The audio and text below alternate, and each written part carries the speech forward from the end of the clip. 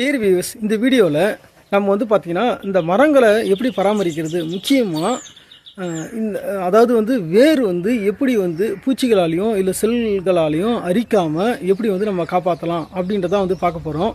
ஏன்னா எங்கள் தோட்டத்தில் நல்லாவே வந்து வளர்ந்து கிட்டத்தட்ட 7 வருஷம் வந்து பார்த்தோன்னா வந்து வளர்த்தோம். ஸோ வளர்ந்து நல்லா போன வருஷம் மட்டும் ஒரு 100 கிலோவுக்கு மேலே வந்து சாத்துக்குடி காய்ச்சிது. ஆனால் வந்து அந்த மரம் வந்து பார்த்தோன்னா இப்போ பட்டு போய் இப்போ நான் அறுத்தே போட்டுட்டேன். ஸோ இருந்தாலும் வந்து இந்த விஷயத்தை வந்து பார்த்தோன்னா மக்களுக்கு வந்து ஷேர் பண்ணணும். ஏன்னா வந்து நிறைய பேர் வந்து பார்த்தோன்னா விசாரிக்கும் போது தான் சொல்கிறாங்க, கஷ்டப்பட்டு வளர்த்தோம் ஆனால் வந்து போயிடுச்சு, வந்து பார்த்தோன்னா வந்து திடீர்னு வந்து காஞ்சி போயிடுச்சு, இலெல்லாம் வதங்கி போச்சு, அதுக்கப்புறம் வந்து காஞ்சி போயிடுச்சு அப்படின்னு வந்து சொல்லியிருக்கிறாங்க. அதுக்கான காரணம் என்ன அப்படின்றதான் வந்து பார்த்தோன்னா இந்த வீடியோவில் வந்து நம்ம பார்க்க போகிறோம். முக்கியமாக வந்து நம்ம மரங்களை வந்து நல்லா வளரணும் அப்படின்றதுக்காக வந்து பார்த்தோன்னா நம்ம உரங்கள், இயற்கை உரங்கள் வந்து எரு போடுவோம். ஸோ அந்த எரு இல்லைனா சில நேரத்தில் வந்து பார்த்தோன்னா வந்து காய்ந்த குப்பைகள்லாம் வந்து பார்த்தோன்னா மரத்தை சுற்றி போடுவோம். அப்படி வந்து போட்டால் என்ன ஆகும் அப்படின்றத வந்து பார்க்க போகிறோம். ஸோ வந்து வாங்க வந்து பார்த்தோன்னா மரத்தோட வேரை வந்து நம்ம பார்க்கலாம்.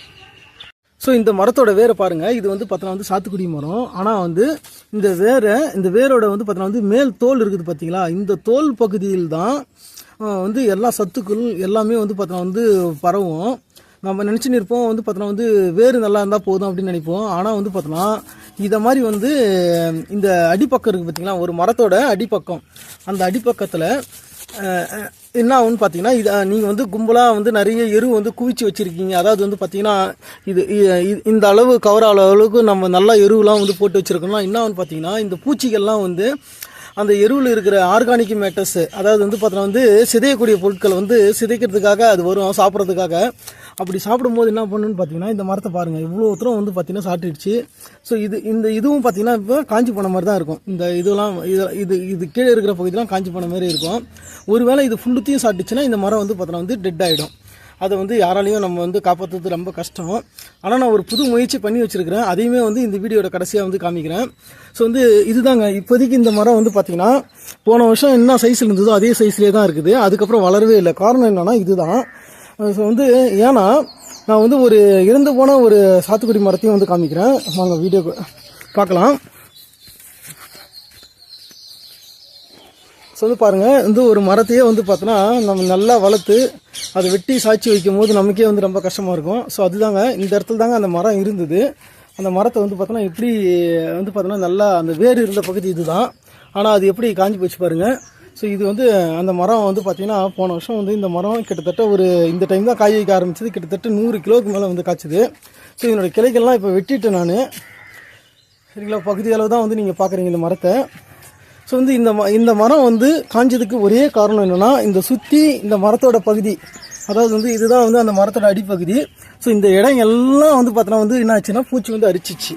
ஸோ இது அப்போ அந்த தோல் மூலமாக தான் வந்து இலைகளுக்கு வந்து பார்த்திங்கன்னா மொத்த இதுவுக்கும் வந்து பார்த்திங்கன்னா அந்த ஊட்டச்சத்துக்கள், தண்ணீர் எல்லாமே வந்து போகும் பொழுது, ஸோ அது இல்லாததால் வந்து பார்த்திங்கன்னா அந்த மரமே வந்து காயிற நிலைமைக்கு வந்துடுச்சு.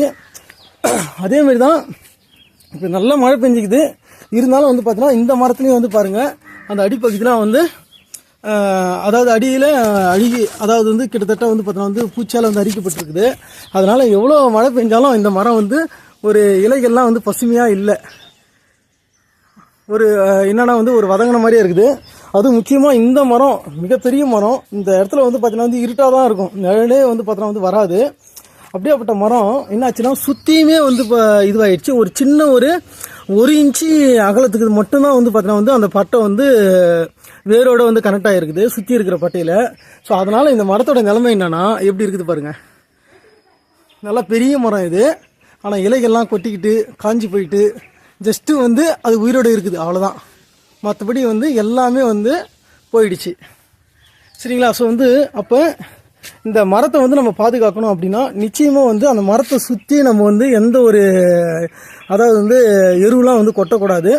நல்லா வந்து பார்த்தோன்னா வந்து ஸ்ட்ராங்கான மண்ணு தான் வந்து மரத்தோட அடிப்பகுதியை சுற்றி இருக்கணும். ஏன்னா அடிப்பகுதியை சுற்றி வர அந்த பட்டைகளை வந்து பார்த்தோன்னா வந்து மரத்தோட பட்டைகளை வந்து பூச்சிகள் அரிச்சிச்சுன்னா ஒன்றும் பண்ண முடியாது.